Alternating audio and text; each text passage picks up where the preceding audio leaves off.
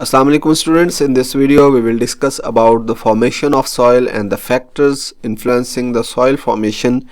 Basically this video has two sections. In first section we will discuss about the formation of soil और दूसरे section के अंदर हम factors influencing the soil formation और factors affecting the soil formation को discuss करेंगे. Soil formation की तरफ जाने से पहले हमें पता होना चाहिए कि सॉइल क्या होती है. Soil, as we know that soil is the upper and the outermost layer of the earth, which is a mixture of small particles of the rocks and small particles of the minerals and small particles of the organic matter and clay etc. All these things are collectively called as a soil, जिस पर plants जो है वो grow कर सकते हैं. So soil is a mixture of different particles of rocks, minerals and organic things on which plants can grow and sustain their life. In this video we are going to discuss how this soil is going to be formed. Soil formation में कुछ basic concepts हैं जो आपके clear होंगे तो आपको पता चल जाएगा कि ये soil, ये mixture कैसे बनता है. सबसे पहला जो कॉन्सेप्ट है वो है रिगोलिथ. रिगोलिथ क्या होता है? रिगोलिथ एक ऐसी लेयर होती है जो स्मॉल पार्टिकल्स या fragments of rocks and minerals की बनी हुई होती है. ठीक है, छोटे छोटे ज़रात होते हैं मिनरल्स और रॉक्स के, उनकी एक लेयर बनती है जिस लेयर को रिगोलिथ कहते हैं. अब ये रॉक्स और मिनरल्स जो हैं, ये रॉक्स जो हैं, पत्थर जो है, ये डिफरेंट क्ले का भी हो सकता है, सैंड का भी हो सकता है, डिफरेंट मिट्टी का भी हो सकता है. इन तमाम पत्थरों से ये पार्टिकल्स टूटते कैसे हैं, उसके लिए एक प्रोसेस है जिसको वेदरिंग कहते हैं. Weathering of rocks. वेदरिंग का मतलब होता है ब्रेक डाउन या फिर टूट फूट. इन रॉक्स की टूट फूट, इन रॉक्स की the break down of these rocks is called weathering of the rocks. So ये वेदरिंग जो है ये डिपेंड करती है डिफरेंट फैक्टर्स पर.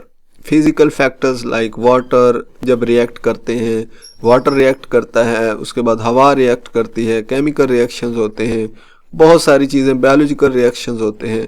इन तमाम रिएक्शंस के नतीजे में वेदरिंग ऑफ रॉक्स होती है और छोटे छोटे पार्टिकल्स इकट्ठे हो जाते हैं एक ही जगह पे और लेयर बना लेते हैं, जिस लेयर को क्या कहते हैं? रिगोलिथ कहते हैं. अब चलते हैं रिगोलिथ की प्रॉपर्टीज की तरफ.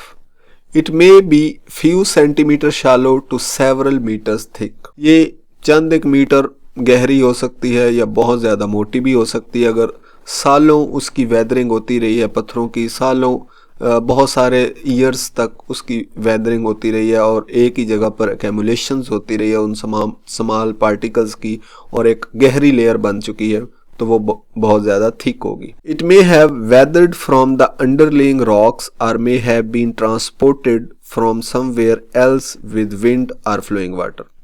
जो इसके नीचे रॉक्स हैं उसके टूट फूट के वजह से एक लेयर बन गई है, या फिर उनके टूटने से वो पानी जो उसके ऊपर से गुजरा या हवा गुजरी वो उसको उस लेयर को लेके आगे चलेगी, उन स्मॉल पार्टिकल्स को लेके आगे चलेगी और आगे लेयर बना दी, तो वहां पे भी ये लेयर रिगोलिथ की एक लेयर बन सकती है. These the upper 1 to 2 meter of the regolith differ from the material below it. जो ऊपर वाली रिगोलिथ की लेयर है वो 1 से 2 मीटर की जो ऊपर वाली लेयर है वो नीचे वाली से डिफरेंट होती है. कैसे? It is higher in organic matter. Within this layer are found numerous soil organisms like insects and earthworms. जो अपर लेयर 1 से 2 मीटर की होती है उसके अंदर बहुत ज़्यादा ऑर्गेनिक मैटर पाए जाते हैं और उसी लेयर के अंदर डिकम्पोजर्स भी होते हैं, इंसेक्ट्स भी होते हैं, अर्थवर्म्स भी होते हैं. These soil organisms decompose the dead organic matter further modifying the upper layers. जो भी डेड ऑर्गेनिक मैटर इस लेयर के अंदर आएगा उसको ये डिकम्पोजर्स, डेड ऑर्गेनिक मैटर कोई प्लांट गल सड़ जाता है, कोई सब्जी है, कोई फ्रूट है, जो भी उसके अंदर आएगा उसको ये क्या करेंगे? डिकम्पोज कर देंगे. ठीक है, उस ऑर्गेनिक मैटर को, और उसके जो छोटे छोटे वो भी मिट्टी के अंदर शामिल हो जाएगा. उस जो छोटे छोटे फ्रैगमेंट्स थे, पार्ट्स थे, उसके अंदर एक मिक्सचर की ऑर्गेनिक मैटर की एडिशन हो गई उस मिक्सचर के अंदर, तो वो वाला मिक्सचर जो है अब वो क्या हो गया? ऑर्गेनिक मिक्सचर हो गया। If we cut a vertical section of the regolith we can clearly see a darker but fertile layer on the top while a lighter layer divide of the organic matter below। वो कहता है कि अगर हम एक regolith को vertically cut करें तो हमें ये चीज नजर आएगी कि जो उसकी अपर लेयर है वो डार्क है। जितनी ज्यादा डार्क लेयर होगी उतनी ज्यादा वो लेयर ऑर्गेनिक होगी। ठीक है, अपर लेयर में जैसा कि हमने पढ़ा कि 1 से 2 मीटर पर बहुत ज़्यादा ऑर्गेनिक होती है, वहाँ पे ये डिकम्पोजर्स वगैरह होते हैं, वो डिकम्पोज कर देते हैं किस ऑर्गेनिक मैटर को, जो भी डेड ऑर्गेनिक मैटर आता है। सो अपर लेयर बहुत ज़्यादा डार्क होती है और वो जितनी ज़्यादा डार्क होगी उतनी ज़्यादा ऑर्गेनिक होगी, जबकि जो नीचे वाली लेयर है वो लाइट होती है और वो ऑर्गेनिक नहीं होती। अब ये तमाम चीज़ें हम पढ़ रहे हैं फॉर्मेशन ऑफ सॉइल, कि कैसे रिगोलिथ से सॉइल बनने जा रही है। रिगोलिथ क्या था? एक ऐसी लेयर थी जो कि छोटे छोटे particles of rocks and mineral से बनी थी और उसके अंदर अब क्या ऐड हुआ? ऑर्गेनिक मैटर ऐड हुए जो कि डिकम्पोज किए डिकम्पोजर्स ने, अर्थवर्म्स ने और इंसेक्ट्स ने। अब क्या हुआ कि these layers are called horizons. इन लेयर्स को, ये जो डिफरेंट कलर्स की लेयर्स आ रही हैं, इन लेयर्स को हॉरिजन्स कहते हैं। And biochemically weathered and productive regolith, और ऐसी रिगोलिथ जो कि बायोकेमिकली वेदर्ड हो और रिप्रोडक्टिव हो, जिसके अंदर प्लांट्स ग्रो कर सकें, जिसके अंदर बहुत ज़्यादा ऑर्गेनिक मैटर हो। ऑर्गेनिक मैटर होगा तो ही वो रिगोलिथ जो है वो रिप्रोडक्टिव होगी। Having distinct layers or horizons is called soil. ये रिगोलिथ से क्या बन गया है? सॉइल बन गई है। एक रिगोलिथ थी, एक ऐसी लेयर थी जो कि बनी हुई थी स्मॉल टूटे हुए पत्थरों और मिनरल्स और मिक्सचर्स के, डिफरेंट मिक्सचर्स के ज़रिए उसके अंदर ऑर्गेनिक मैटर ऐड हुआ और उस ऑर्गेनिक मैटर के जो ये डिफरेंट लेयर्स बनी, ये लेयर्स जो हैं वो प्रोडक्टिव लेयर्स हैं क्योंकि इसके अंदर ऑर्गेनिक मैटर ऐड हो गया है। और ऐसी लेयर को क्या कहते हैं? प्रोडक्टिव लेयर को क्या कहते हैं? सॉइल कहते हैं। तो ये था the process of formation of soil from the regolith. अब हम नेक्स्ट चलते हैं। ये जो वेदरिंग है ना, ये वेदरिंग के जरिए कैसे सॉइल फॉर्म हो रही है। डिफरेंट किस्म की वेदरिंग है। पहली वेदरिंग है physical weathering, involves the breakdown of rocks into smaller particles. Physical weathering में रॉक्स ने स्मॉलर पार्टिकल्स में ब्रेक डाउन होना है, टूटना है। कैसे? Through the action of wind, physical activities के जरिए, through the action of wind, water and temperature fluctuations. Physical weathering के अंदर फिजिकल जो फैक्टर्स हैं वो इफेक्ट करेंगे, like wind, water and temperature fluctuations. और सॉइल जो है वो क्रिएट होगी। वो जो जब पत्थर टूटेंगे, जैसा कि मैंने पहले बताया, पत्थर टूटेंगे और ये मिनरल्स टूटेंगे और इनके टूटने से वो एक रिगोलिथ बनेगी और ये सब कुछ सारा प्रोसेस होगा। और टेम्परेचर जो है वो केमिकल रिएक्शंस को डबल कर देता है। जब टेम्परेचर बढ़ता है तो वो केमिकल रिएक्शंस को तेज करता है, जिससे क्या होता है कि उन पत्थरों की टूट फूट और ज्यादा होती है।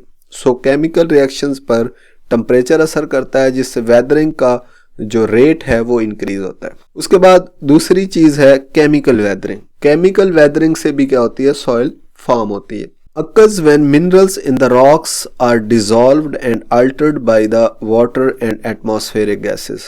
जब atmospheric gases जो है वो मिनरल्स के ऊपर, जैसा कि ये मार्बल्स होते हैं, इनके ऊपर रिएक्शन करती हैं, ठीक है, एटमॉस्फेरिक गैसेस, और वाटर जो है केमिकल एसिडिक वाटर जो होता है, ये उस पर अपना केमिकल रिएक्शंस करके उसको डिसॉल्व करके उनको छोटे छोटे पार्टिकल्स में कन्वर्ट करती हैं। तो this is called as the chemical weathering. और इससे जो लेयर बनेगी रिगोलिथ, और ये फिर वो वाला रिगोलिथ वाला सारा कॉन्सेप्ट आगे चला जाएगा। तीसरा जो है वो है फैक्टर बायोलॉजिकल वेदरिंग। बायोलॉजिकल जैसा कि नाम से जाहिर है, इसमें कोई लिविंग ऑर्गेनिज्म पार्टिसिपेट करेगा। जब भी बायोलॉजिकल वर्ड आए, इसका मतलब होता है कि कोई लिविंग ऑर्गेनिज्म इस काम के अंदर, इस वेदरिंग के अंदर पार्टिसिपेट कर रहा है। Involves the activities of organisms such as plants living है, fungi and bacteria which can physically break down rocks and release organic acids.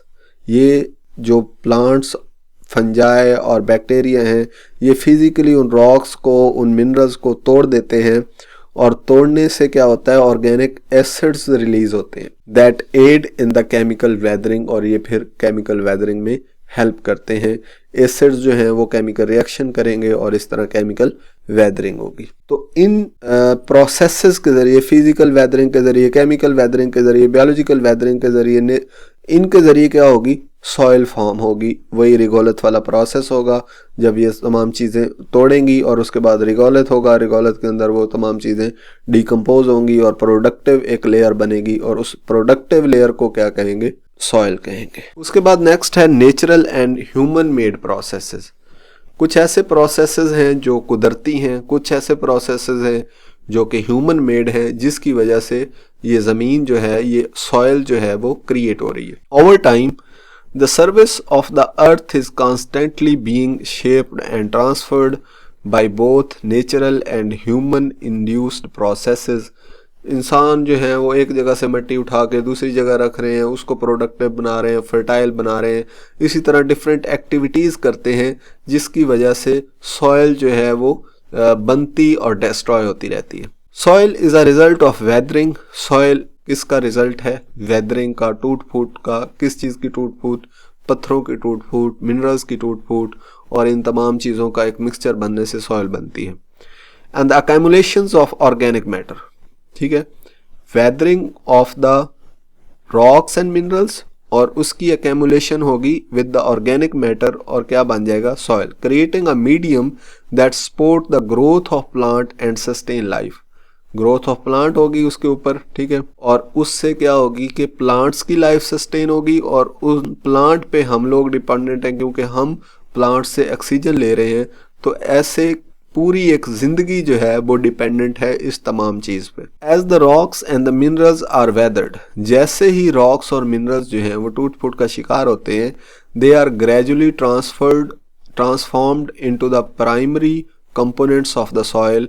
वो प्राइमरी कंपोनेंट्स जैसा कि सैंड है, सिल्ट है और क्ले है, इसमें वो ट्रांसफर हो जाते हैं। These particles are then mixed with the organic matter. ये पार्टिकल्स फिर ऑर्गेनिक मैटर के साथ मिक्स होते हैं, such as decaying plants and animals. ये जो प्लांट्स और एनिमल्स मर जाते हैं, ये डिके करके फिर ये उसके अंदर शामिल हो जाते हैं, उस मिट्टी के अंदर, उसका जो ऊपर वाली लेयर है 1 से 2 मीटर, उसके अंदर, to create a fertile soil horizon. और ये एक सॉइल की फॉर्मेशन में जो है वो किरदार अदा करता है सारा कुछ, ठीक है।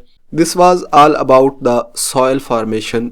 No we are going to discuss the factors which effect the soil formation, which influence the soil formation. ऐसे फैक्टर्स जो कि सॉइल फॉर्मेशन में असरअंदाज होते हैं, इफेक्ट करते हैं, उनको हम पढ़ते हैं। जब भी ये क्वेश्चन आएगा कि सॉइल फॉर्मेशन, उसके साथ ये फैक्टर्स भी आ जाएंगे, तो आपने उसको as it is in points के साथ लिख देना है। सबसे पहला फैक्टर जो इन्फ्लुएंस करता है सॉइल फॉर्मेशन में, वो है climate. Climate plays a crucial role in the soil formation as it determines the rate of weathering and erosion of the rock material. Climate एक बहुत अहम किरदार अदा करता है सॉइल फॉर्मेशन का, क्योंकि वेदरिंग जो है वो टेम्परेचर डिपेंडेंट है और क्लाइमेट डिपेंडेंट है।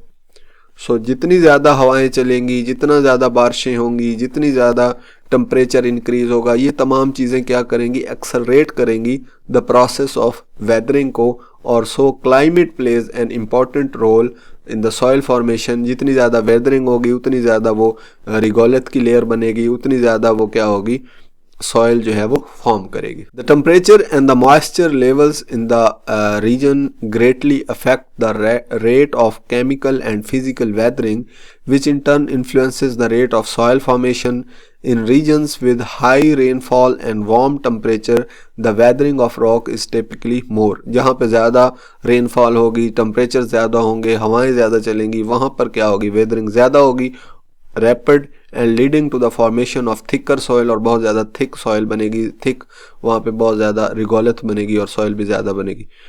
Conversely, in region with cold, dry climates, the rate of soil formation is slower. Cold climates में क्या होगी, rate of soil formation जो है वो slow होगी, resulting in thinner and less developed soil. तो क्लाइमेट जो है सॉइल फॉर्मेशन पे ऐसे असरअंदाज करता है, जहाँ पे ज़्यादा बारिशें होंगी, ज़्यादा हवाएं चलेंगी, ज़्यादा टेम्परेचर होगा, वहाँ पे ज़्यादा सॉइल बनेगी।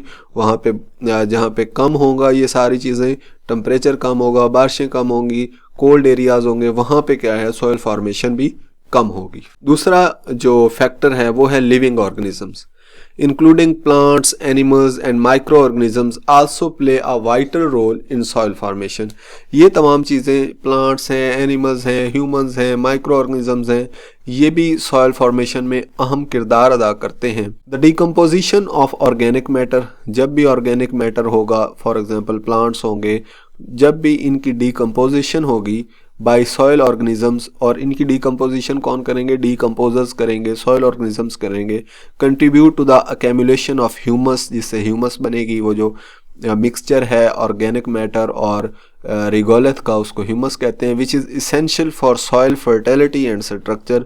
इससे सॉयल जो है वो फर्टाइल होगी, वो मोर रिप्रोडक्टिव होगी, और उसका जो स्ट्रक्चर है वो रिप्रोडक्टिव होगा, प्रोडक्टिव स्ट्रक्चर बनेगा। Plant roots help to break up rocks, plant roots जो होती हैं वो रॉक्स को तोड़ती हैं, and contribute organic matter to the soil, while borrowing animals and insects aid in mixing and aeration of the soil layers। वो aeration करते हैं, मतलब वहाँ पे soil के अंदर जब वो निकल रहे होते हैं, soil में आते हैं जाते हैं, तो वो वहाँ पे एरेशन की वजह बनते हैं, उसके अंदर ऑक्सीजन जाती है, तो ये इस तरह सॉइल जो है वो प्रोडक्टिव होती है। ये लिविंग ऑर्गेनिजम्स इफेक्ट कर रहे हैं सॉइल फॉर्मेशन पर। उसके बाद थर्ड स्टेप है nature of parent material. Parent material क्या है, जिससे वो वेदरिंग हो रही है, मतलब रॉक से वेदरिंग हो रही है तो वो रॉक उसका पेरेंट मटेरियल है, मिनरल से वेदरिंग हो रही है तो मिनरल उसका पेरेंट मटेरियल है। तो ये है नेचर ऑफ पेरेंट मटेरियल पे डिपेंड करती है soil formation. From which a soil forms greatly influences its properties and characteristics. जिस चीज से टूट रहे हैं,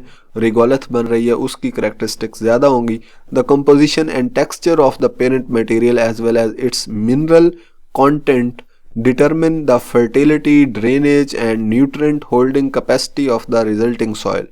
तो ये पेरेंट मटेरियल पे डिपेंड करती है कि वो सॉइल जो है वो कितनी फर्टाइल है, उसके अंदर कितना ऑर्गेनिक मैटर है, सारा वो रॉक्स ही हैं या क्या है, ये तमाम चीज़ें डिटरमिन करती हैं कि वो कितनी फर्टाइल है, उसके अंदर ड्रेनेज पानी कितना पास आउट हो सकता है, न्यूट्रिएंट होल्डिंग कैपेसिटी उसकी कितनी है, और कितनी अच्छी सॉइल है। ये तमाम चीज़ें डिटरमिन करेंगी। For example soil derived from the limestone parent material tend to be rich in calcium. Limestone से जो भी सॉइल बनेगी उसके अंदर बहुत ज़्यादा कैल्शियम होगा।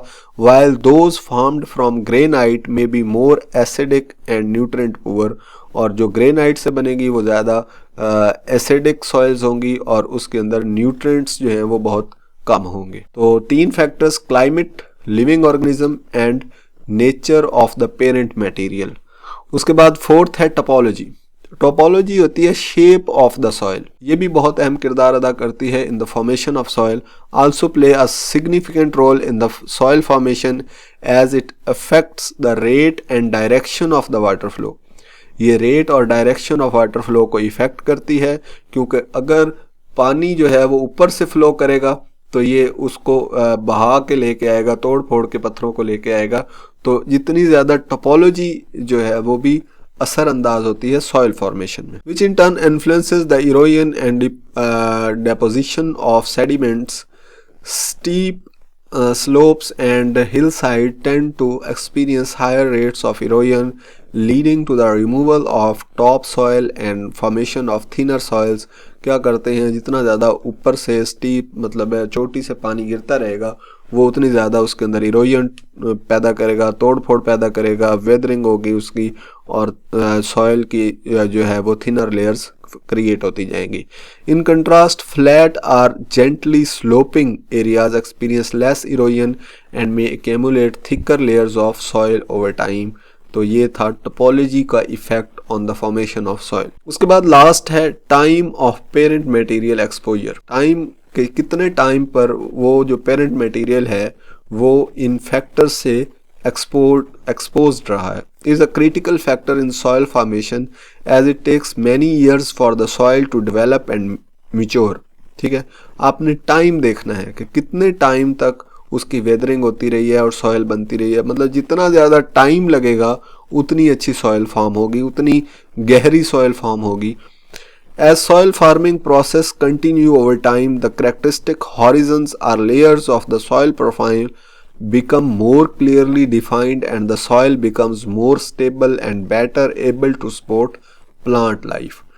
तो ये थे 5 किस्म की types factors which are going to effect the soil formation. सबसे पहला फैक्टर जो था वो क्लाइमेट था, then living organisms, then nature of the parent material, then topology थी, then time of the parent material exposure के कितने टाइम तक वो लेयर्स बनती रही हैं। ये तमाम चीज़ें जो सॉइल फॉर्मेशन से रिलेटेड थी वो हमने इस लेक्चर के अंदर डिस्कस कर दी हैं। आई होप कि आपको ये लेक्चर अच्छा लगा होगा। अगर आपको ये लेक्चर अच्छा लगा तो हमारे यूट्यूब चैनल को सब्सक्राइब और वीडियो को लाइक और कमेंट कर दें। Thank you very much.